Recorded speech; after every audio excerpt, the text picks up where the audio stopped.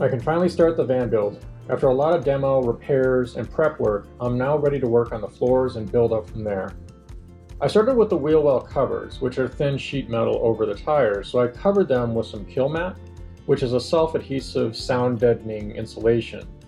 It's most helpful with just dampening the road noise and vibration of the metal, so I put it strategically over the wheel well covers, and then an area behind them where the gas filler neck and gas neck cover jut into the van.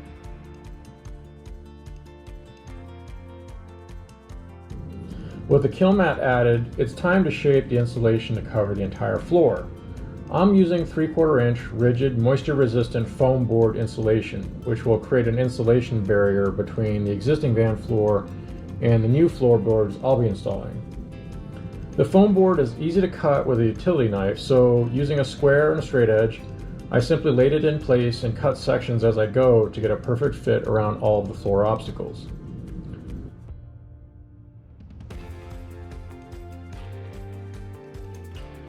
I continued over the whole bus until I reached the front, where there were smaller cuts and curves.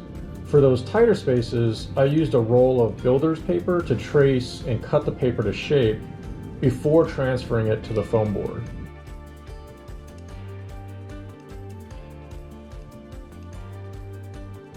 After shaping the rigid installation across the whole floor, it was easy to take the foam board and use them as templates to cut out the matching plywood sheets.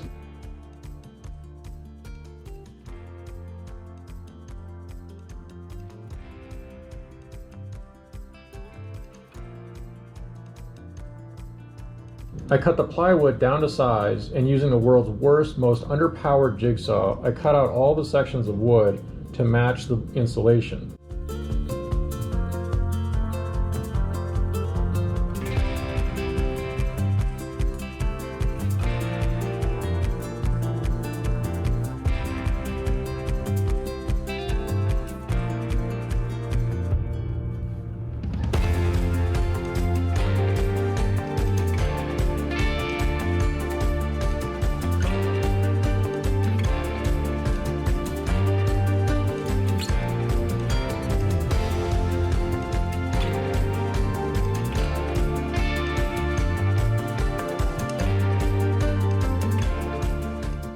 With all the insulation and plywood done, I can finally rip up the existing rubber sheet flooring.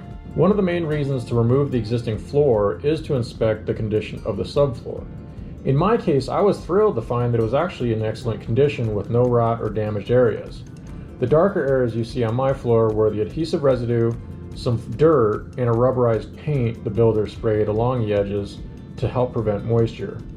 I then used acetone and all-purpose cleaner to clean the floor.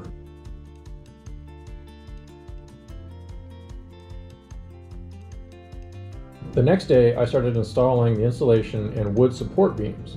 The one challenge was the unistrut channels attached to the bus frame on the floor. They were slightly higher than the surface of the subfloor, so I cut strips of the insulation to accommodate those channels. The rigid foam boards and the plywood sheets were both 4 feet wide, so working from the back forward, I did one section at a time, removing any remaining old flooring, cleaning, then laying down the insulation and topping it with the new plywood.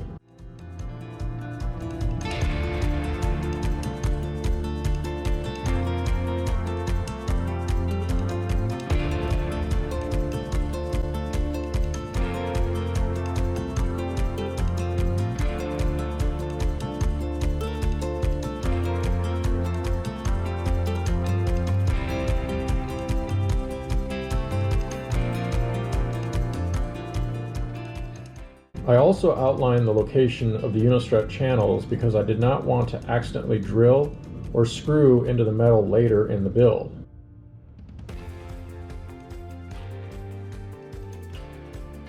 I continued up the bus with a uniform layout. Both sides of the bus I put 1x3 wood boards and a center 1x4 board between the insulation boards. These wood boards provided additional fastening power for the top sheet of plywood, as well as for screwing the framing and cabinets for the rest of the build. The center board was also located where the majority of the weight will be when people are standing in the bus.